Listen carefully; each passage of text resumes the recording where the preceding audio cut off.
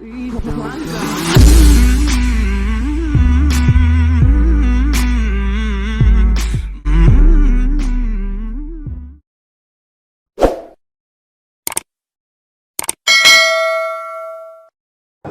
dari jarak itu saya puasa setahun pertama dan tahun berikutnya 2 tahun. Tahun ketiganya pas saya puasa juga, itu saya kemudian udah tekad karena selama setahun itu saya berpikir terus kan tentang agama Islam dan agama yang sebelumnya saya anut gitu kan. Saya kok merasa nyaman dan ada ketentraman. Setiap kali saya disuruh nyembah terhadap apa yang disembah oleh orang tua saya merasa nggak mau gitu, nggak ada ketenangan jiwa kan gitu.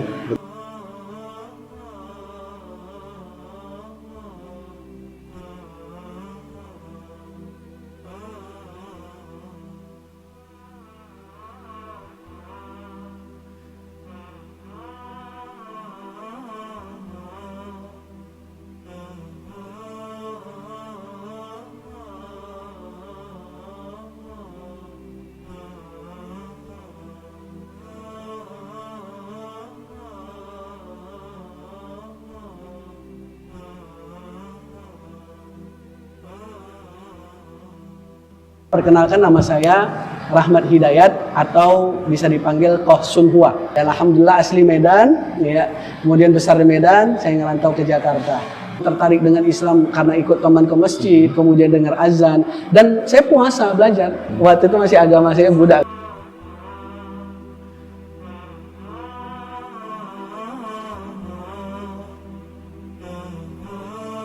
Alhamdulillah, singkat cerita saya masuk Islam. Saya langsung dicariin pesantren. Qadarullah yang punya pesantren mualaf juga. Buya Muhammad Engce Huat namanya. Panggilnya Muhammad Yusuf di Medan. Iya, seorang dai juga di Medan. Iya. Qadarullah memang kita dipertemukan. Saya dimasukkan di situ tuh. Satu etnis juga. Satu etnis. Iya, satu etnis. Alhamdulillah atas izin Allah Subhanahu wa taala, pas mau lulusan keluar dari pondok, saya pengen, nggak mau setengah-setengah. Kalau saya keluar dari pondok, kemudian setelah ngabdi setahun, saya mau kemana? Di dunia luar yang gelap kan gitu sebenarnya. Saya berpikir lagi, apalagi di Medan waktu itu kan, dengan lingkungan dan pergaulan seperti itu. Jadi saya merasa akan nanti sia-sia 6 tahun saya belajar di pondok itu. Bagaimana cara saya terus belajar terhadap agama Allah ini gitu kan. Saya berdoa aja, ya Allah, saya pengen kuliah ya Allah kalau bisa di luar negeri di Timur Tengah. Gitu kan? Saya berdoa itu. Dan siapapun saya ketemu, ini kunci bahwa benar doa silahul mukminin tuh. Ya, bahwa doa itu senjata orang mukmin yang terkuat kan. Sampai-sampai saya kalau ketemu orang, saya nggak pernah pandang itu. Mau dia bertato, mau dia apa, mau dia siapa, doainnya. Mudah-mudahan saya bisa lanjut studi, terutama bisa ke Timur Tengah. Masya Allah. Ya, saya nggak tahu, qadarullah 2012 saya berangkat ke Jakarta karena nelpon Cici waktu itu 2011. Ci, why tak cek kok pakai bahasa Hokkien kan? Saya mau sekolah lagi, boleh nggak Ci? Sekolah apa? Agama. Kata Cici saya dengan lembut-lembut kan, bujuk saya, kamu ke Batam dulu karena Cici saya di Batam. Ke Batam dulu nanti Cici biayain semua segala macam. Ternyata memang ada kemauannya tanda kutip untuk menarik saya kembali, gitu kan? Karena adik paling kecil, paling disayang sama kakak sama Cici kan gitu. Ayah sempat kaget juga, shock kan. Nah itu dipanggil, mau difasilitasi lah kuliah, kebutuhan pokoknya semuanya dikasih. Tapi saya berpikir lagi, hati kok nggak tenang.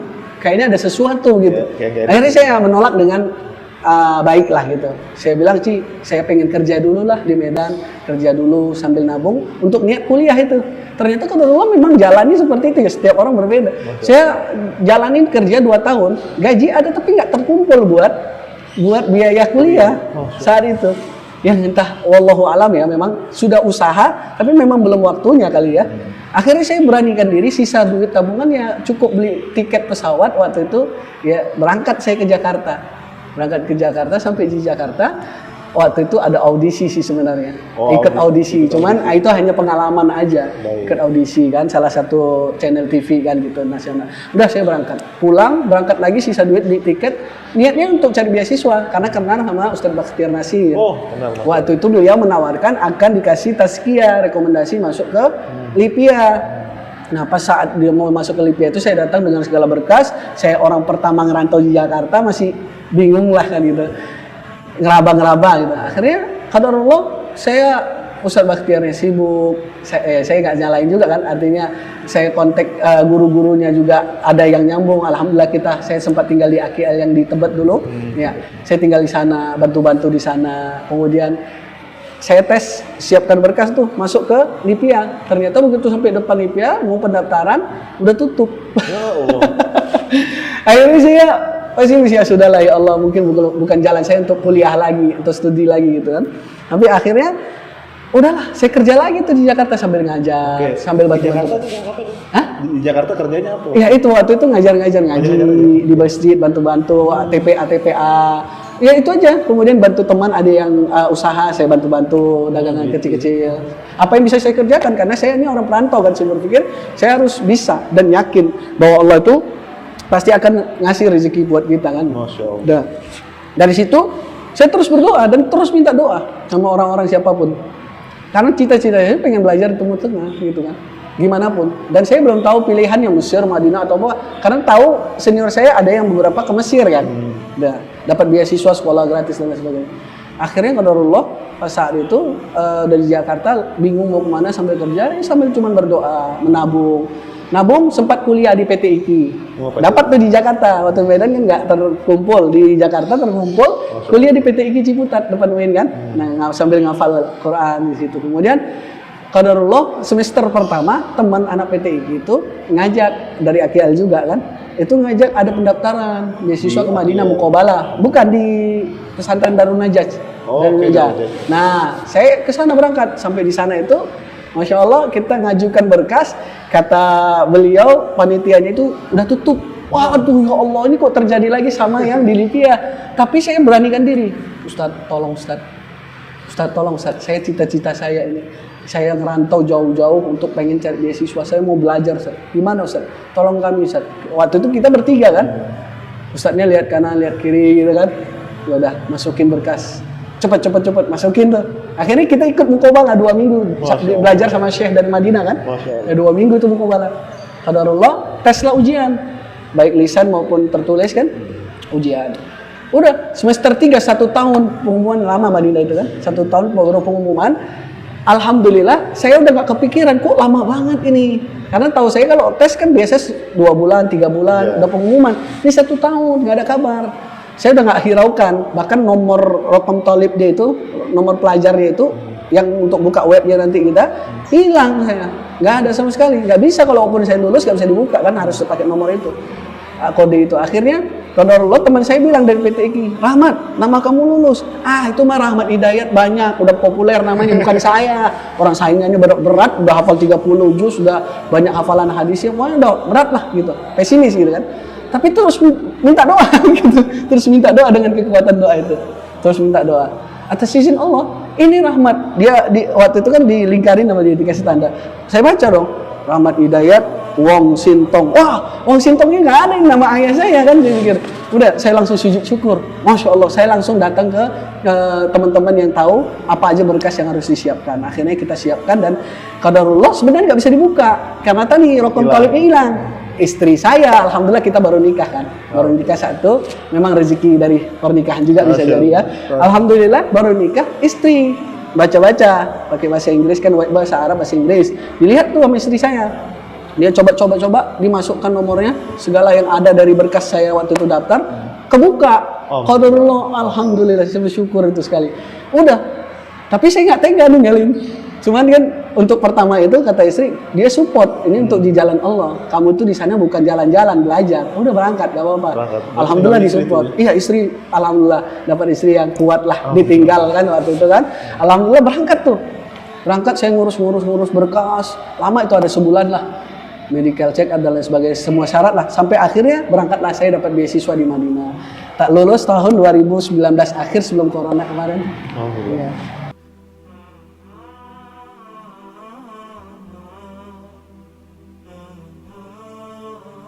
Tapi Masya Allah, itu Allah izinin saya bukan karena kepintaran, tapi Allah kasih amanah buat saya. Ini mau nggak dia dikasih amanah, bisa menjaga amanah atau tidak ini kan gitu, untuk belajar. Nah disitulah saya manfaatkan waktu saya di Madinah itu 4 tahunan, itu saya belajar betul-betul di sana. 4 tahun? Iya, 4 tahun setengah lah, karena waktu itu saya memang ketika berangkat sampai di sana, kita nggak langsung kuliah, masih pengurusan berkas, ijro'at yang lainnya, syarat-syaratnya, kita medical check up lagi di sana, cuman dikasih hadiah umroh sama kampus, suruh pulang lagi. liburan, kepotong liburan Ramadan sampai haji. Habis haji baru pulang ke Madinah, baru mulai kuliah. Jadi total 4 tahun setengah. Alhamdulillah atas izin Allah 4 tahun setengah di kota Madinah. Siapa yang nggak pengen kok di kota Rasul? Iya, mudah-mudahan kita bisa ke sana. Amin ya Allah. Ya Allah ya Karim. Makanya itu saya sangat bersyukur. Ternyata dari perjalanan saya cari beasiswa, telepon dengan rintangan ke Cici, disuruh balik lagi ke yang lama, dibujuk dengan segala materi kan gitu. Kemudian di Jakarta dijanjikan A, B, C dan lain sebagainya. Belum, ya itu Allah tahu yang terbaik. Asa an takrahu syai'an wa huwa khairul lakum. Udah itu aja. Alhamdulillah saya jalanin kok. Ternyata Allah kasih yang lebih baik. Kadang-kala kita menganggap sesuatu itu baik, tapi kan belum tentu menurut Allah. Dikasih yang lebih baik. Allah tahu kapan waktunya. Ya alhamdulillah. Jadi itu sekilas kok ya, sebenarnya panjang, itu singkat ceritanya. Sampai akhirnya saya bisa ke Madinah dan dapat beasiswa, pulang ke Indonesia dan alhamdulillah hari ini melanjutkan ya dakwah kecil-kecilan lah. Ngajak orang-orang sekitar saya ini minimal, ya di Taman Sari ini khususnya.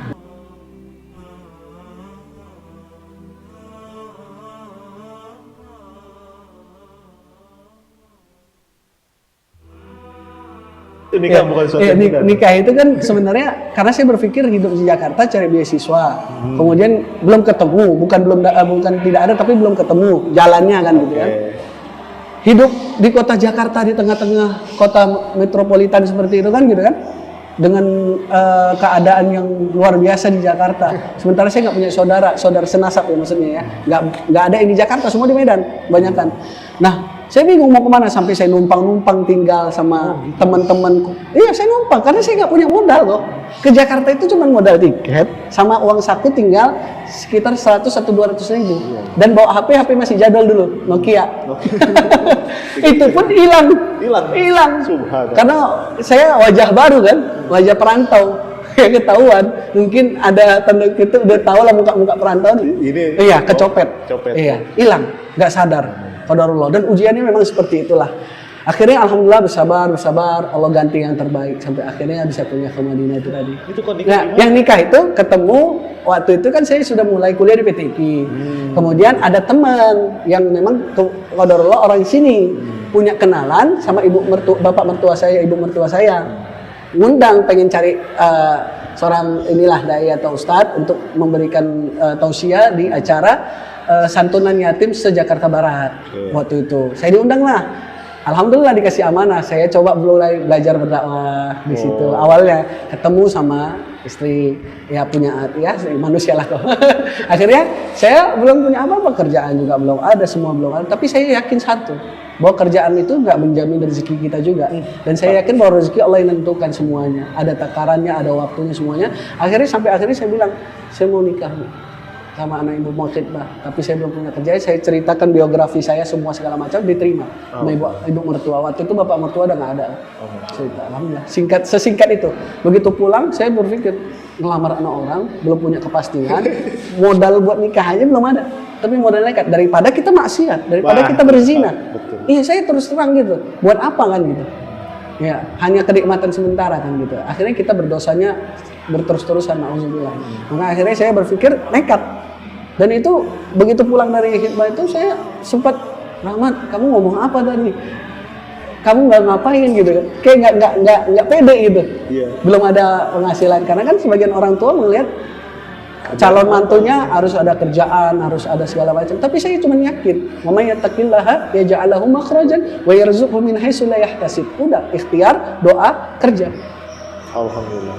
Dikasih waktu 3 bulan, kebeli mahar, kebeli modal sedikit, alhamdulillah. Itu nggak tahu min haitsu la yahtasib itu benar-benar Allah buktikan sampai saya betul-betul yakin surah Tolak 2 ketiga itu kan, sampai ayat ketiga itu. Jadi ketika kita berdoa pun kita nggak boleh ada kata tapi, nanti, begini, begitu. Berarti kita nggak yakin sepenuhnya sama Allah yang Maha Ar-Razzaq Al-Ghani. Nggak boleh. Harus penuh keyakinan. Cuman kadang-kala bukan saat itu dikabulkan. Bisa jadi dipending dulu atau dijadikan sebagai tabungan kita nanti di akhirat. Ya, kita harus yakin. Tidak ada doa yang tertolak sebenarnya kata Nabi SAW. Makanya diperintahkan kita terus berdoa. Dan salah satunya kuncinya saya selalu minta doa sama siapapun. Karena saya nggak tahu dia dari luarnya fisik modelnya seperti itu, kelihatannya nggak benar ya kan. Tapi mungkin dia satu saat dia berdoa khusyuk kepada Allah atau dia sholat malam dia doakan saya kan gitu. Nah dengan kekuatan itu Allah kabulkan. Termasuk saya bisa ke Madinah di antaranya juga itu. Allah Akbar. Ya, dari orang-orang yang sayang dan cinta kepada saya berterima kasih atas doa-doa mereka semuanya. Dan kita juga. Ya, sama-sama doa lah, ya, saling mendoakan. Karena kita sesama mukmin tuh al-mukminul mukmin kalbunyan yashuddu ba'duhu ba'dha. Seorang mukmin dengan mukmin yang lain itu kan seperti satu bangunan yang berdiri kokoh, Kuat, ya. harus saling memperkuat kan.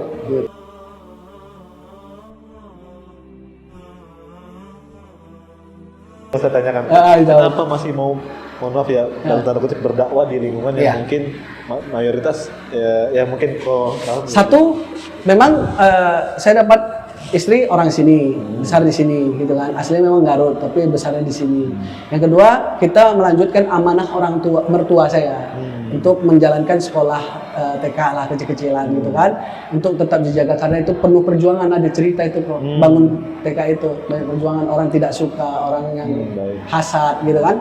Nah itu banyak. Namun kita melanjutin itu dan saya menggunakan fasilitas itu untuk berdakwah. Saya tarik nih karena lingkungan di sini kan terkenal lingkungan merah ya, artinya anak-anak mudanya jauh lah dari pengetahuan tentang agama. Ya kemudian di masjid juga kita lihat jauh sekali ada anak-anak muda gitu. Kemudian banyak saya dengar yang tanda kutip make lah gitu kan, make, kemudian ya jauh lah pokoknya dari agama. Nah itu saya berpikir, saya tinggal di sini, saya dapat orang sini, apakah mungkin Allah menakdirkan saya di sini untuk berdakwah? Dan memang kan di tengah-tengah dikelilingi minoritas kita kan, mayoritas orang yang seetnis dengan saya gitu kan. Tetap saya jalanin dengan menunjukkan akhlak yang baik kan.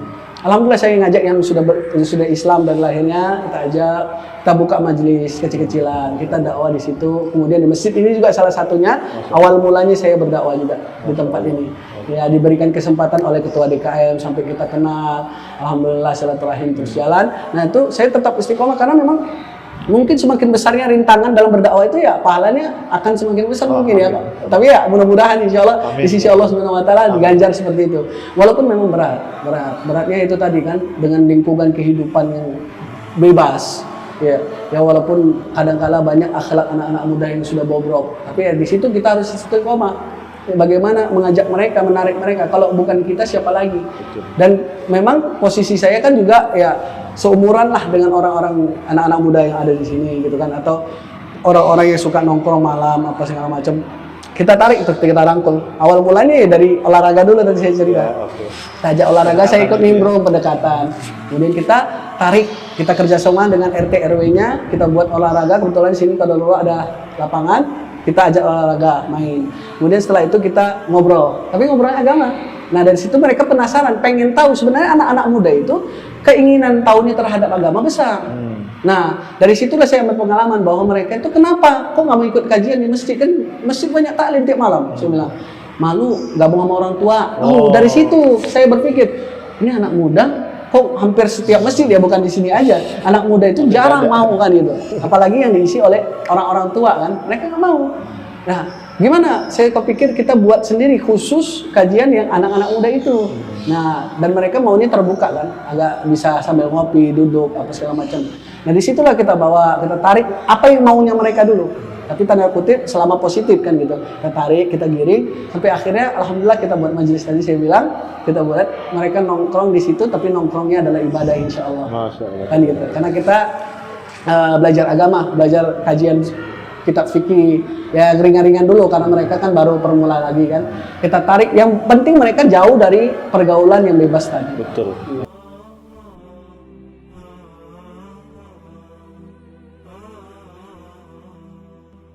Kalau saya sih bagi para mu'alaf yang pertama harus punya moto hidup. Ya, kalau saya pribadi motonya bahwa ilmu adalah kehidupan bagi pikiran. Kenapa? Karena ilmu itu yang akan kita bawa kemana-mana. Kita akan hidup dengan ilmu itu. Ini perkataan Abu Bakar ya. Artinya selalu kita harus belajar dulu. Jangan pernah bosan dan pernah merasa puas dengan ilmu Allah. Jangan, mohon maaf, tanda kutip ada orang baru belajar setahun, 2 tahun, udah bisa baca Quran, kemudian bisa bahasa Arab sedikit, dianggap sudah nggak mau belajar lagi. Jangan. Ya, apalagi langsung jadi ustadz. Sebenarnya saya panggil ustadz nggak mau juga, karena saya hanya sharing gitu kan, belum pantas gitu kan. Tapi disinilah kita harus terus belajar. bahwa ilmu itu Masya Allah akan menjadi satu kehidupan bagi pikiran kita. Kemanapun kita injakkan kaki kita, insya Allah dengan ilmu kita hidup. Kalau harta ya kita tahu kan kok nggak akan menjaga kita, tapi kita yang menjaga dia. Betul. Ya, betul nggak? Iya. Betul. Maka udah ilmu aja, gak usah takut. Ya, bahkan dengan ilmu itu Allah angkat derajatnya kan. Yarfa'illahu alladziina amanu minkum, yarfa'illahu alladziina amanu minkum walladziina utul ilma darajat. Udah diangkat oleh Allah dengan ilmu, dengan keimanan kepada Allah. Kemudian dengan ilmu itu pun kita mengajarkan ilmu yang kita dapatkan ini walaupun sedikit kepada orang-orang yang membutuhkan itu. Masya Allah. Dalam satu hadis disebutkan dari hadis ini dari an Abi Umamah, ya, dari Abi Umamah Al-Bahili, bahwasanya Nabi SAW bersabda, Innallaha wa malaikatahu wa ahlas samawati wal ard wa hatta namla fi zuhriha wal huta la yusalluna ala muallimin nasil khair. Kata Nabi SAW, sesungguhnya Allah dan para malaikatnya itu dan serta semut-semut yang di dalam lubang-lubangnya, sangkarnya itu, dan ikan-ikan yang ada di lautan, ini semua berselawat kepada orang yang mengajarkan kebaikan walaupun satu huruf. Mengajarkan alif bata itu berselawat atas kebaikan itu. Maksudnya selawat di sini mendoakan. Ya, maksud selawat di sini la yusalluna mendoakan.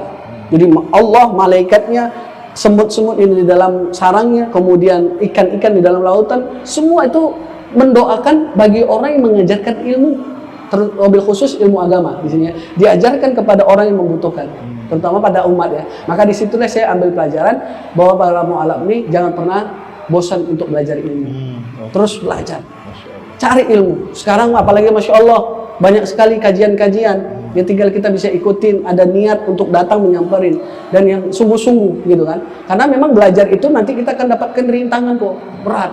Saya kira Koko dan yang lain sebagainya banyaklah pengalaman kan bahwa belajar itu memang berat, terutama belajar agama, godaannya berat.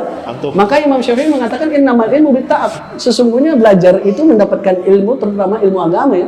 Belajar ilmu agama Allah ini berat, capek-capek. Harus berlatih berlatih dulu. Ya.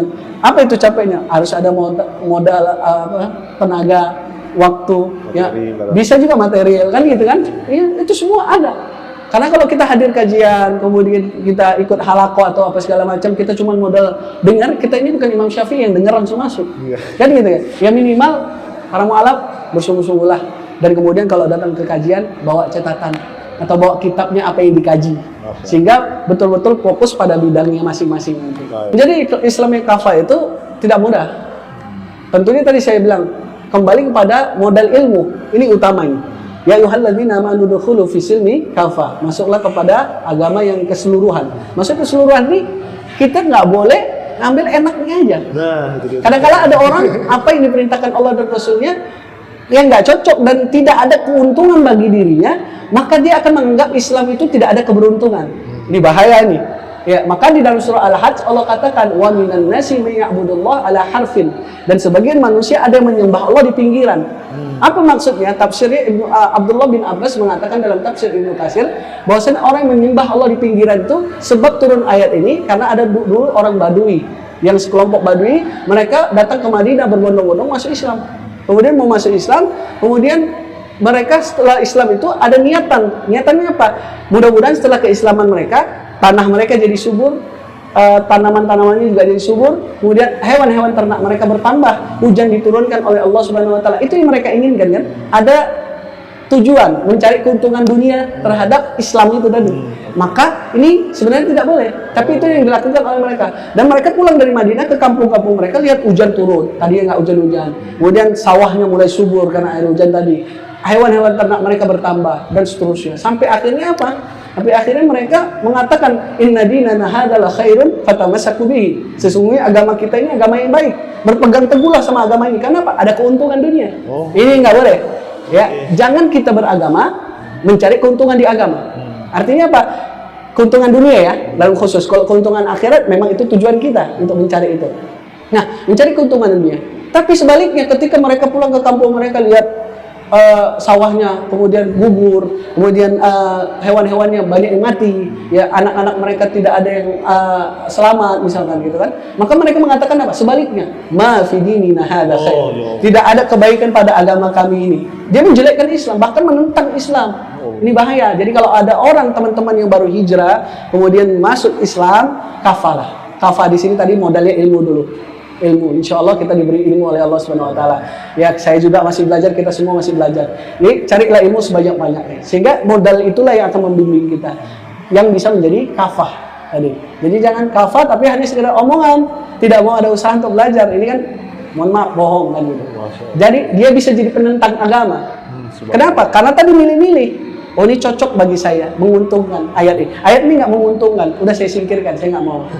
Di ayat di surah An-Nur ayat 51 Allah mengatakan, innama qaulal mu'minina idza du'u ila Allah wa rasuli an yaqulu sami'na wa ata'na. Kan itu kan? Sesungguhnya hanya perkataan orang-orang yang beriman yang apabila diajak kepada Allah dan Rasulnya menetapkan suatu hukum, maksudnya hukum yang ada di dalam Al-Quran baik pun dalam hadis, dalam agama inilah kan gitu. Jangan dipilih-pilih. Apapun yang diperintahkan sami'na wa ata'na, selama itu datang dari Allah dan Rasulnya, pasti semua memberikan manfaat. Tidak ada yang memberikan kesia-siaan, gitu kan?